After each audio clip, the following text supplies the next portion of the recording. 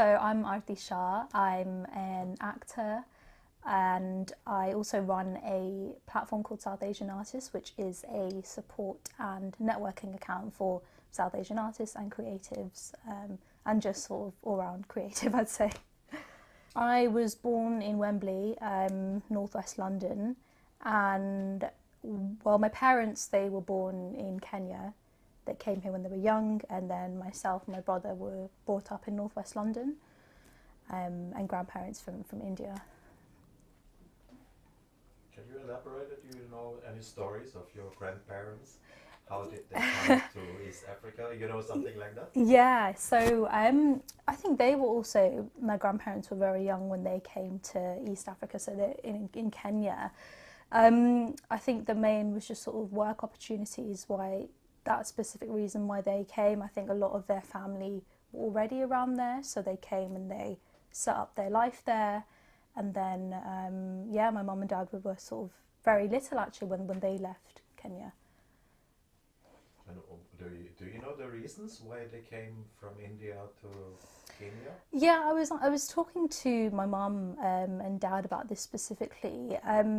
It's interesting, they can't remember too much. I think the main reason they came was to do with work opportunities. I think just sort of a better life, that's what they recall. And I think because a lot of their family had already moved over there, they decided to join. That was, their sort of main reason for moving. And do you know why your parents left? What were the circumstances there? So my parents left Africa. I think it was at the time in Kenya, they kind of wanted a lot of the sort of South Asians out, and it was a choice between coming to the UK or going back to India. And I think for, I guess, a better life, they thought that the UK would be better than sort of going back and just sort of more opportunities. And I had this conversation last night, and that's what they were saying, just more kind of opportunities. But they were very young, so they don't remember sort of all of the details, but they remember like some of it. So they came with their parents? Or They did, yeah. So my grandparents, they came with them when they were very young. Have they ever talked about any challenges or hardships, or whether it was easy to settle in Britain? They have. I think it was very hard. I think particularly for my grandparents. I was talking to them about this and my mum. I think the main challenges was just adapting to a complete new culture, different language, different way of living. And not knowing the language, so there being that language barrier. Even things like groceries, obviously, even in Kenya they were used to finding Indian groceries, but here they weren't. So there was that struggle, and obviously racism that they faced. My mum was saying that my babaji, my dad's dad, I think, you know, back in Kenya and India they weren't used to sort of young people calling them names. Racist names, and I think they just had to unfortunately become used to that. And I think he would be too scared to walk outside because these young people would sort of call him all these sort of racist names. So I think it was that shock that they didn't experience anywhere else. Do you feel you got your own life was influenced by the fact that your grandparents and parents came from India, East Africa? I think it massively, because it's for us and my generation, we were born here, so obviously my parents and grandparents weren't, so I think it's adapting to this again, balancing these two different cultures and ways of life, obviously the British side and then Indian Gujarati side. And I think there's a lot of expectations that come with that, and this whole fitting in. It's interesting actually, because when I was younger, I was so naive to it all. I didn't know it was a thing, and you know, as we are so innocent. And then slowly, as I grew up, I was like, okay, I don't really kind of fit in here, and I started to sort of question my identity. There's a sort of famous quote that a lot of people say, for example, too white for the Indian people and too Indian for white people, and it's that kind of, you know, you don't know where that middle ground is in terms of fitting in. So as I was growing up, I started to feel embarrassed of my culture, and obviously that's not nice because I wanted to embrace it.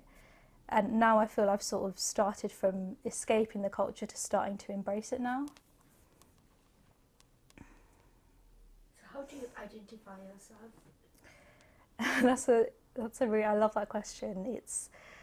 I mean, obviously I'm British Indian. That's how I identify myself. I'd say obviously I'm an actor, I'm a creative, but I think sometimes we overcomplicate identity because, you know, I'm a human being, and I think there's so much to me and to humans than their sort of race, their identity and their culture. Obviously it's important, but that is how I identify just as a human being, try to sort of battling these two cultures. And in terms of sort of my identity as an artist, I sort of try and create work that kind of represents our identity and culture. So that's a big part of my identity to me.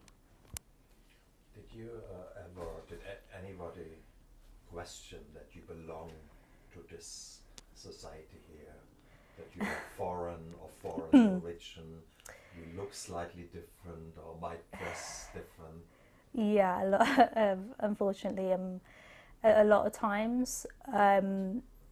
When I think I went to Cambridge, I recall just sort of walking with my cousins. It's not the most diverse place there. I think this was one of the first times where I'd experienced direct racism. I think we were walking and this guy was like, "Oh, hello, Tans," and we were just in shock, and it was just something that none of us had ever experienced before. We didn't know. My cousin shouted at them, but I was quite young at the time, and I didn't really know how to react. And again, it was the first time I'd sort of experienced that. And I think in some of the recent race riots and all of that, I think that's the first time I've actually been more aware of my colour. I'd never actually thought about, you know, I take trains a lot, and I was just so aware that people were looking at me, and my colour just became so much more important than it had ever been. And it just made me question, it's like, oh, the person sort of sitting next to me could be that racist, the person sort of walking past. And that's, unfortunately, I think there's still a lot of unhealed, I guess, trauma from those race riots where people, even to this day, it's kind of stuck with me, where I'm questioning my identity again, and obviously it shouldn't be like that. Yeah, we were just talking about that anybody question you. You know, it's not just racism, the direct this kind of this idiots on the streets, but that people actually ask you, where do you come from, for instance, you know, some people ask you. Directly, yeah. Did people question that you belong to this place? I've never actually, luckily, had that, you know, typical "where are you from" or "where are you sort of really from." I've experienced sort of people asking my parents, you know, coming across as friendly, but then you can tell. I mean, saying "where are you from" compared to "where are you really from," it's completely different questions. And we have had that, and my parents have a clever answer, and they keep just saying, "Yeah, UK," because it's, why should we have to tell them when they're not accepting the answer we want to give them? But yeah, I'm yet to have that question myself, but my parents really have a good way of handling that question. You're in a very difficult profession, acting. I mean, do you feel that you only get South Asian roles, or you try to get into any kinds of roles? I'd say it's a mix. It's definitely getting better. I think when I started out professionally, most of the roles were where the character is, where race is centric to the character, and that's the most important thing. I think once I had a commercial request, and it just said Indian girl, and I was like, fair enough, they want to use that, but then you would never see, for example, Caucasian girl written. There's so much more to us than our ethnicity. So I think the wording sometimes needs to be changed. So yeah, I think when I started off, it was that, but now it's a mix, which is really good to see. What I'm seeing now, there are still sort of the stereotypes that we're trying to move away from, but now when I get an email, it's been so refreshing to see where, yeah, they want someone who's Indian or South Asian, but the character, their race isn't the most important thing, and it could be anyone playing that, so they're just trying to be more open with the casting. So yeah, it's getting better, but still, I am still getting roles where it's just Indian, and I just want to see where race isn't mentioned, because that's how it should be and how we should be progressing. You know, in the same direction, a little bit different take. What, you were an actress, you know, and how was the discussion in your family when you decided? See, I always make this joke with my parents because I blame them. They actually send me to Stagecoach Theatre Art School every Saturday from the age of 7 to 17. So I always say they're the ones who got me into it. Yeah, they've been really, really supportive. I think when it came to choosing a degree that I wanted to do, my dad was a bit like, you know, do the acting, but as the degree, maybe something more stable. So initially I was thinking of doing drama with psychology, because it's a bit more stable. But then when I was researching, I was like, no, I need to do acting because it's so much more practical, and I'm going to get all the tools that I need to progress as an actor. And once I had that conversation, he was very understanding. And my mum, when I went to Stagecoach, she signed me up for their agency. So when I was younger, I got a few jobs from there. But yeah, they have been really, really supportive, and I think it's so important, especially for South Asians, to have that, because a lot of us don't. Because it's sort of, the question is, I think when we were younger, we didn't see ourselves represented on screen. And I think because we are seeing more of us now, parents are being like, oh, well, they can do it, my child can. So I think more and more parents are becoming more open-minded to it. You know, you were a little bit talking about the language and the background, and your grandparents, I think that couldn't speak not enough English. Yeah. How is the language important if you think about your parents and grandparents' generation migrating to this country? Yeah, I guess it's a difficult one, because I guess for them to fully integrate themselves into this society and also to be able to work and communicate, I think there is that sort of level of English that I guess for them is helpful for them to have, but then it's like they weren't taught that there, so it's not like they're going to come here straight away understand English. It takes a lot of time to learn it. I think when my dad came here, he didn't know a word of English, and he had to go to sort of special classes to learn it, and I think it's very hard when you're not taught that from a younger age. So yeah, I think it was very hard for them to adapt. Even now, my grandma, her English is really good, but generally she, with other people, it's not the best, so we would have to sort of translate. So even now, it's, you know, not sort of full English. And what about you? Is speaking Gujarati or yeah, so I maybe Swahili as well? Yeah, so yeah, know a few bits of Swahili. Funny actually, because when I was younger, I didn't know that some of the words were Swahili, so I thought they were all Gujarati because they sounded similar. My parents were like, "Oh no, that's Swahili," and it was a bit of a shock to me. But yeah, I'd say I'm semi-fluent. I actually knew more when I was younger. There's videos of me talking Gujarati, and then lost it a bit, had some lessons, did it at GCSE. So now I can understand it more than I can speak it, I'd say. So yeah, semi-fluent. I want to dig a bit deeper into this question of identity. You were born in Wembley, which is quite a very Asian, and then you live in Leicester. Yeah. Again, you are very much, but have you ever felt a misfit in this country, and did you feel that you have to conform to the English way of life, because you said something that you were embarrassed about your culture? So did you change anything about yourself? Yeah, I guess, you know, I'm very lucky that I did grow up in a majority South Asian culture and background. Otherwise, I think it would have been a lot harder. But having said that, even though I know that most people around us look like us, I would still be worried, say, you know, if we were going to an event, like wearing my sari in public, when there were non-South Asians about, sort of just feeling looks on us. I remembered my mom when we went to like service stations when, again, the majority weren't South Asian. I distinctly remember that I was just so embarrassed when she took her nasta out, and I was like, I shouldn't be feeling like this. And I also have lived in the north a bit where it's not as diverse, so I have felt it there, and I have felt myself code switching, which is, you know, switching between the different cultures. And I don't mean to do it, but I think naturally and instinctively I do that. So yeah, there have been times where I've had to sort of, I guess, tone down parts of my identity and say, if we're speaking Gujarati in public, I've been, when I was younger, embarrassed about that, but now I'm not. I don't care about it as much. But yeah, I'd say it's gotten a lot better as I've grown up. But when I was younger, I felt had to conform.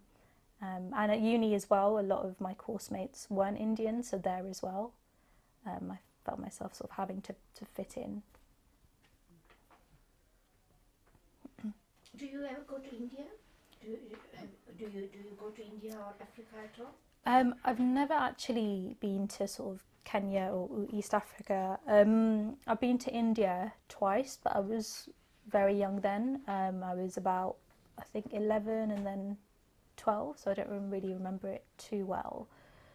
I really, really want to go back now, just because I think when I was younger, I enjoyed it, but I think I didn't appreciate it the way I would now. And I think with the knowledge and appreciation that I have of my culture, I really, really want to go back to Gujarat and see what it's like and just accept it more now with that knowledge compared to when I was a kid. Yeah, so really, really, I've been saying to my mum, I was like, can we go back? Yeah. Do you feel they teach colonial history in schools, and are people more aware of, all these racial tensions happen because people are not aware of the history behind why we are here?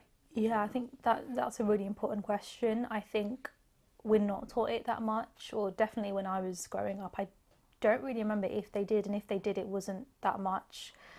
And I know there's actually a history teacher who's South Asian, and she's saying now she's trying to teach it more than it was taught before.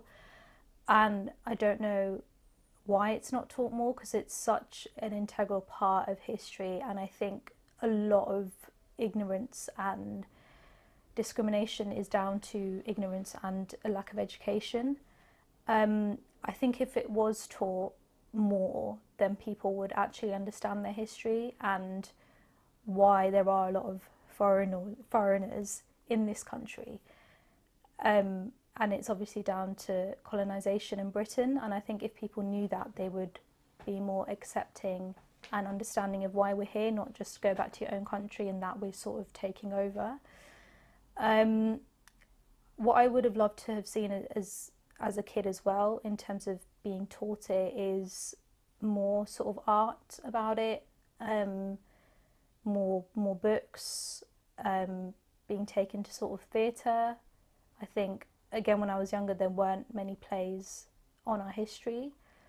But I remember when The Father and the Assassin came, I think there were loads of school trips to see that, and that was only recently. And I think if that had been on when we were younger, a lot more people would be educated, especially my generation as well, about what actually went on in history.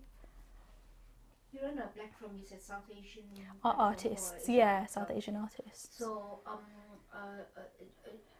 do you talk to other youngsters your age about their sense of identity, and how do you feel the people's perception are?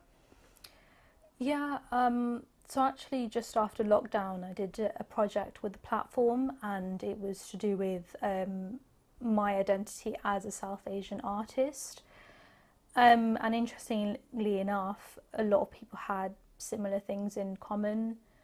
For example, when they were younger, a lot of them went to predominantly white schools, and they felt that racism there, and the idea of they couldn't embrace who they truly were when they were younger, and they couldn't embrace their identity. And sort of speaking to a lot of artists, the thing that we all had in common is that we are the ones who want to, as I was saying before, represent us in the light that we want to be seen as, not the stereotypes that we do see. So to a lot of creatives, that is an important part of our identity, and there were so many shared values when I was sort of conducting these interviews and doing these video projects. You know, we were talking about identity early on, and also you said you're British Asian. The British bit is obvious, but what is the Asian bit? Yeah, I mean, it's... What is important for you? What is, yeah, I guess being South Asian, being Indian, it's about knowing the importance of our culture, and I think recognising that there's so many things to be celebrated. I think one thing that's important is the sense of community that we as South Asians have, that maybe necessarily in other communities isn't as strong, but I think that's one thing that connects us all, is that sense of community and big families, and just all of our sort of celebrations that bring us together. I think that is one thing that I'm very proud of in terms of the Asian side of my identity, and just the culture, the sort of festivities, and again how religion, beliefs and values all sort of intertwine with all of that. And what is the British side of your identity? I don't know how to, I think... Well, you're communicating in English. Yeah, so yeah, of course, yeah, in English, and I guess just the sort of Western, the British values. I think one thing when I was growing up, again, one thing that I was embarrassed of is music. I think is very important to me. And I mean, I love my Bollywood music, but I really love sort of the cheesy, I guess, British noughties kind of music. Stuff like Queen and ABBA and that kind of thing, and I think that has a lot to do with British culture, and I think I sort of was quite embarrassed of that, but now I'm embracing that, because it's, you know, I can love that kind of music and that culture as much as someone who doesn't look like me, and I think that's, music is very important to me in terms of the Bollywood and British sort of side. But yeah, it's quite a hard one to answer, but And you, I guess sometimes you don't know when the two cultures cross over and what's considered British, what is considered Indian, because both of them can exist at the same time. So you're quite aware of the colonial, what happened in Africa and Yeah. As a youngster who has been brought up in this country, do you ever fear that history could repeat itself, and then what would happen to you?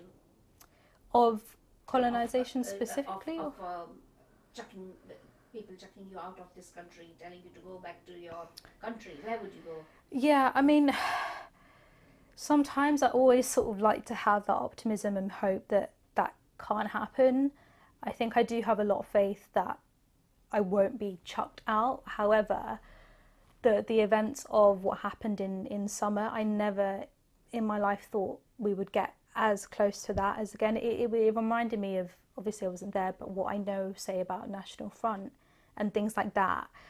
So I'm not too worried about being chucked out, but I am worried about history repeating itself in terms of the increase of the far right again, because that could happen again, and who knows, especially with the way that politics is going at the moment as well. There's so many people who are supporting the far right, so I am worried about that part of history repeating itself over and over again. And I guess that people of colour being scapegoated more so, and I think people feel that fear that they want to remove themselves from this country. So in a sense, people are being forced because they're being made to feel so fearful that they don't belong, that they're like, I actually want to move out of this country. So yeah, I do think that could happen.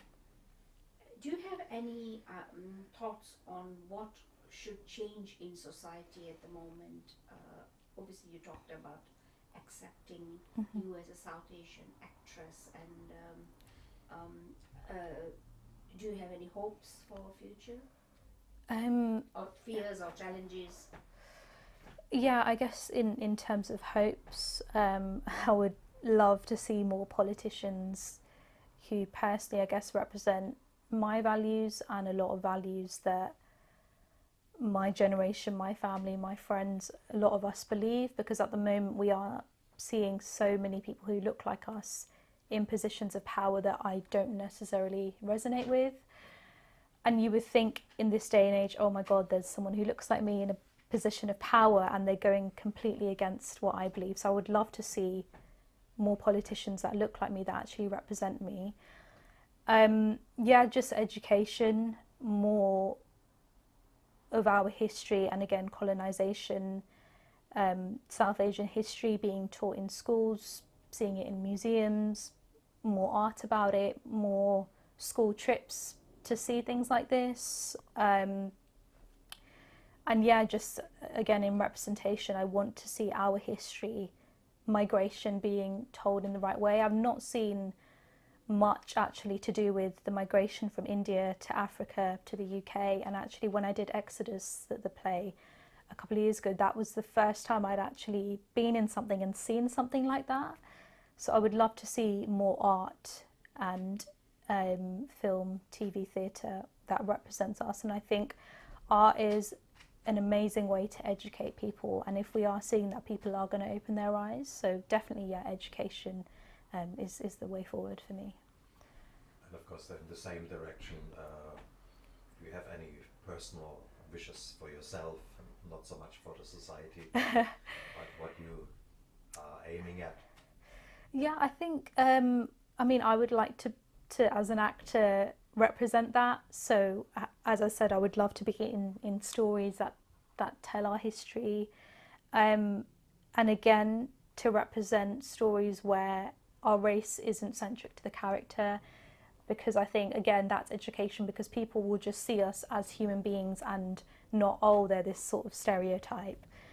And I guess personally for me, with the South Asian Artist Platform, I'd love that to grow, and again, just do more projects, have more conversations around South Asian history, South Asian identity, and just connect people and try and find opportunities for creatives that the industry aren't creative. I want us to all find our own way to represent ourselves, because if they're not doing the work, we're going to have to do more of it.